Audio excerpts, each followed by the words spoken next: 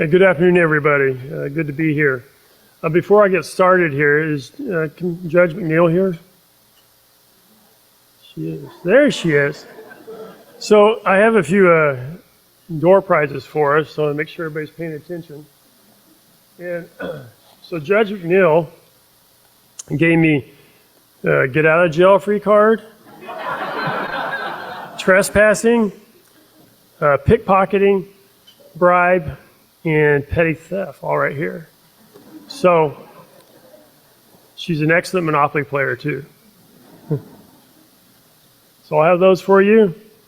Also, Mr. Lukens helped me get some Muskegon County Park passes. So I have 5 of those to hand out, so pay attention because it's a quiz. Most important one, and this will be the handout, not a handout, this will be drawing for at the end here with that ticket. This is what, $167 prize. So this is a round trip by Denver Air, our airport, and they donated 2 tickets to Chicago and back. So thank you, Ken, for making that happen.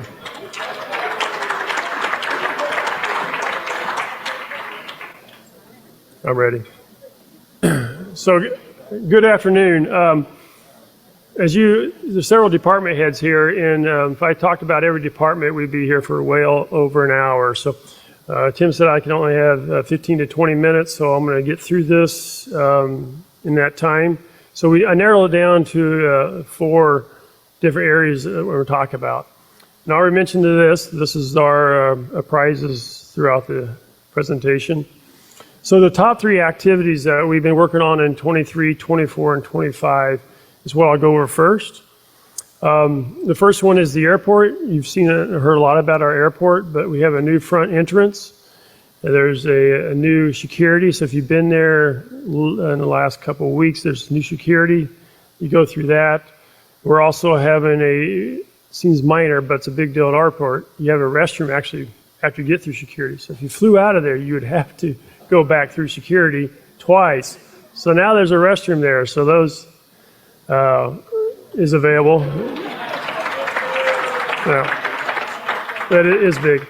Denver Air has been really successful. They started here in October, and we're looking at, I think, 1 cancellation all winter long is the last number I heard, and that's amazing in itself. Yeah.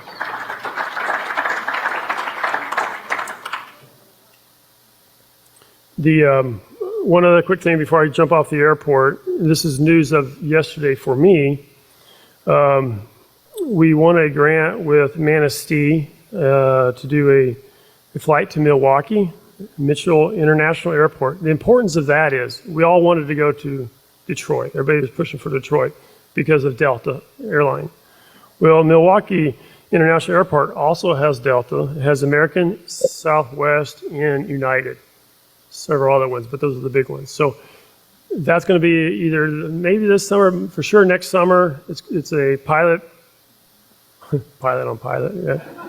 It's a test to see how well we succeed with that. But look forward to that.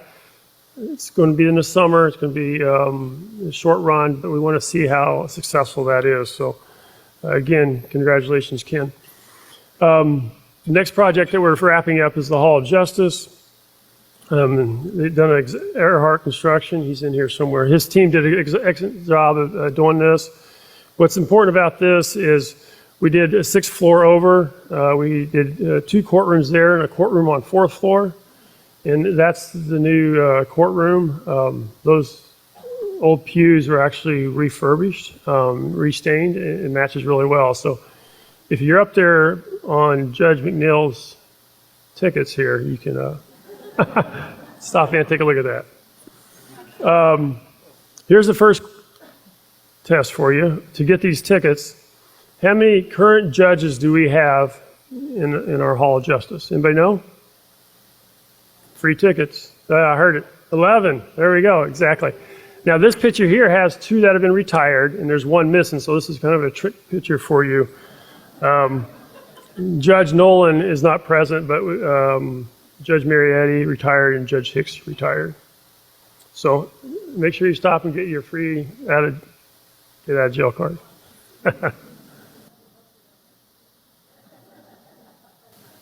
The third project I want to talk about is the Muskegon County Resource Center's pipeline. This is coming from Coopersville, and this is a huge deal for Muskegon County, but also a huge deal for Ottawa County and Coopersville, because their wastewater system there, I think a lot of us have Fairlife or understand what Fairlife is all about. They also have Continental Dairy there.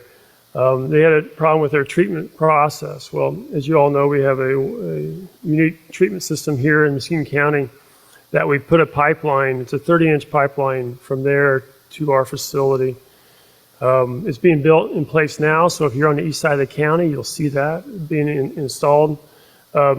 This is a lift station at Fairlife that'll pump the wastewater to our facility. This is a really unique view of that lift station. And this is the pipeline at Fairlife, and the pipe that they're putting in. It's obviously a PVC plastic pipe, but I wanted to show you the thickness of this pipe. So I put that $5 bill in there. And then the pipe ranges anywhere from 30 inches diameter inside or 27 inches. So that's being installed.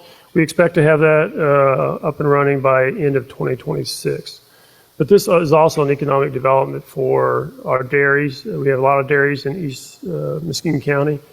We have a lot of workers who work at Fairlife, and this is a good opportunity to keep them in West Michigan. So that's in progress.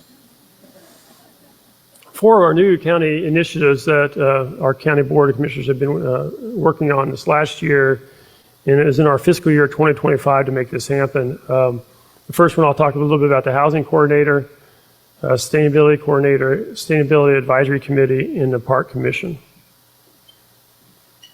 The first one, as you met earlier, new housing coordinator, Jennifer Hodges is over here, so thank you for being here today.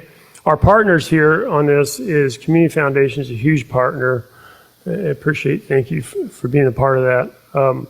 Also, Greater Muskegon Economic Development is a partner with that as well. I'm going to go into the reason why we thought this is important to have a housing coordinator in the county. As you have seen this before, and this data shows that the housing prices has gone up. I mean, it's an all given, everybody understands that here in Muskegon, and it's harder for the first time buyers as well. My kids, I mean, their first time buying houses too in the last 3 years is tough. I understand where they're coming from.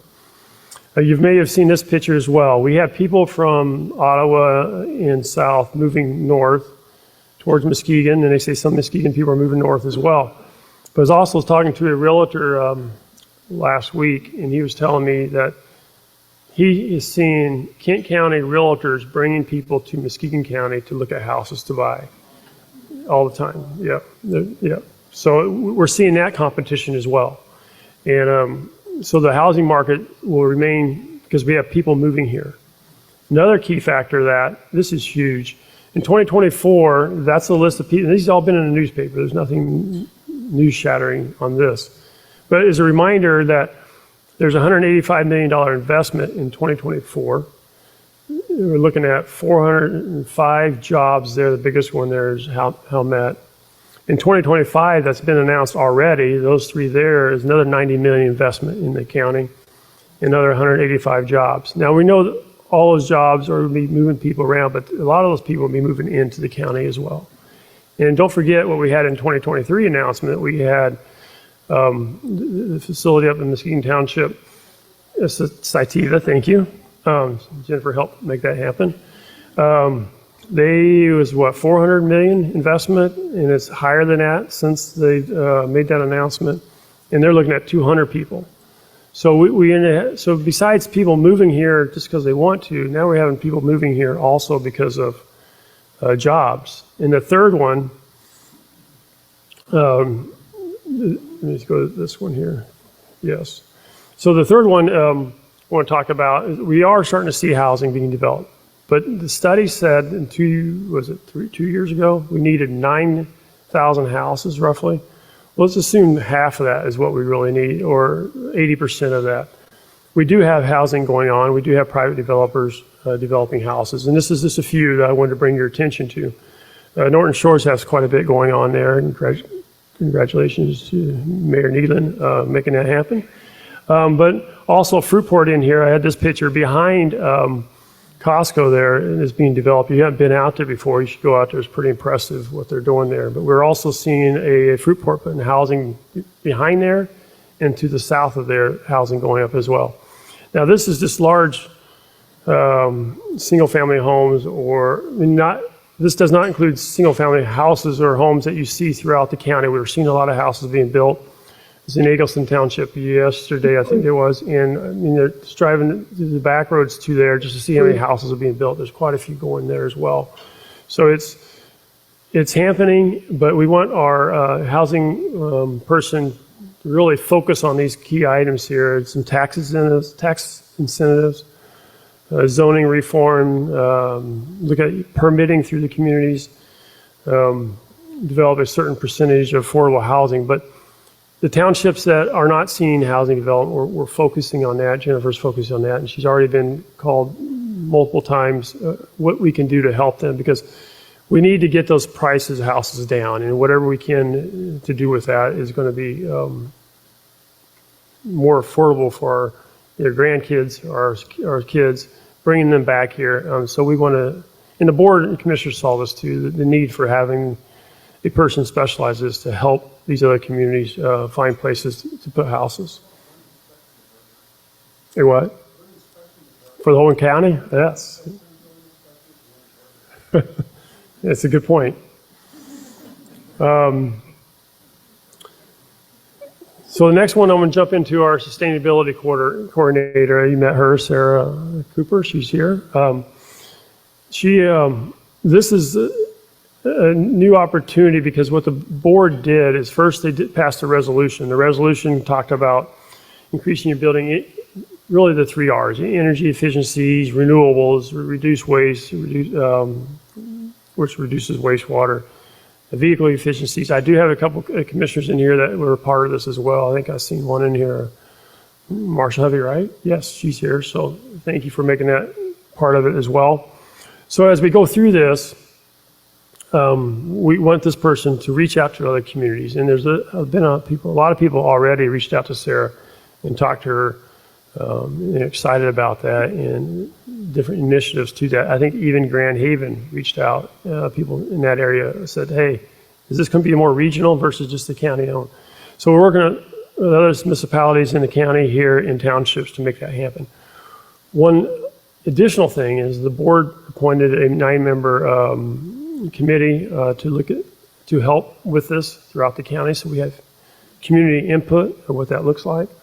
That has been done, and the board approved them, I think it was last week. I think they made those appointments. So that's up and running. And I know Rotary, too, also has sustainability, so we're definitely going to partner with Rotary on what their goals are back there. The fourth one here, this is a fun one to talk about, is the Parks Commission, the Muskegon County Park Commission. So that was created last year as well, and they've had a few meetings, and then coming away from those meetings, they come up with 2 initiatives. And one is Dune Harbor Park and Heritage Landing. As you well know, with the state, we purchased Dune Harbor Park from Bob Shannonette to make this, reserve this area of eternity. And by doing so, we call there's 2 parts. There's a south side and there's a north side. The south side is probably 3 years in advance of the north side. The south side has a beautiful trail already in place, and we don't want to disturb that at all. We're going to leave that alone. The north side, as you can tell, it was mined more recently, and the natural vegetation has not come back. So there's a lot of work we can do on the north side. It's like a clean slate. So with that, there's a picture of it. I know there's a couple of people in here. I'm curious if they raise their hand. This is my second question. How many of you in this room trespassed on Dune Harbor Park? Oh man. Well, come get your ticket. This is for you, but there's only 5 of you. So you don't have to You don't have to trespass anymore. You got that. So yeah, so I hear there's a lot of fun on that park. I hear there's a lot of interesting stories from that. And I hear a lot of people were being chased off too. And I think that was the part of it, so you can get chased first. So some good stories there. But it's a public park now. It's a nice trail that goes around the South Lake. If you haven't been out there. Several of you have posted pictures out there. I think my daughter got engaged out there. I didn't know it until she showed me the pictures. I said, I recognize that park. So yeah, it's special in that way as well. So the South Park is available. We did put an RFQ out to start expanding on that park. We're interested in restrooms, and we're interested in this right here. This will be on the very south end, the parking lot on the south end. This, when you walk off that parking lot and turn to the left, which is going to be towards Lake Michigan, not but 20 steps, we want to make it wheelchair accessible, so you can go there and come down in there and view that whole park. So the whole view, I mean, it's hard to tell, but there is an opposite view there to see what Dune Harbor Park would look like. So they have an opportunity to view the lake there. And the parking spot's not that far away. The other parking spot on the, we want to say the south, the northeast corner of the area. The road there is pretty steep. It's hard. It'd be hard for a wheelchair accessible there.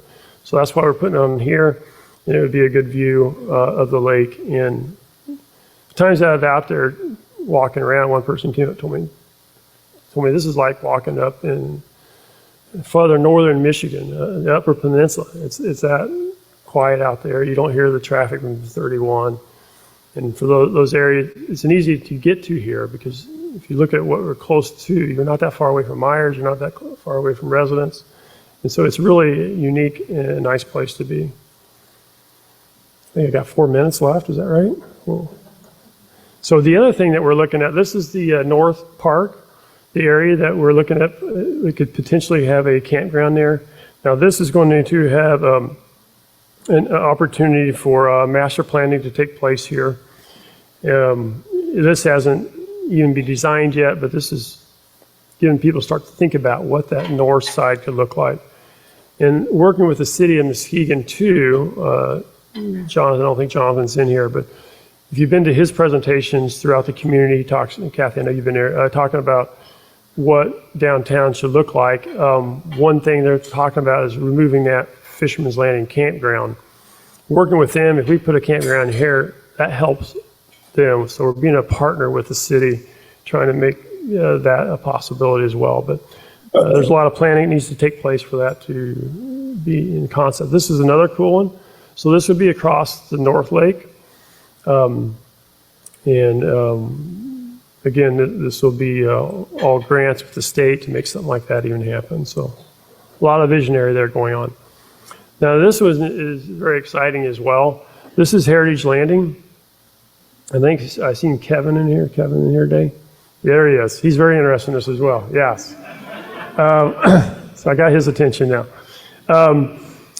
There's a lot of work that can be done down here at Heritage Landing. And what we're looking at is there a better way of serving that? And I think the commissioners and myself are on board that the point part of that is a parking lot, really. I mean, you go in there, left and right is parking. There's cruise ships off to the west side of that.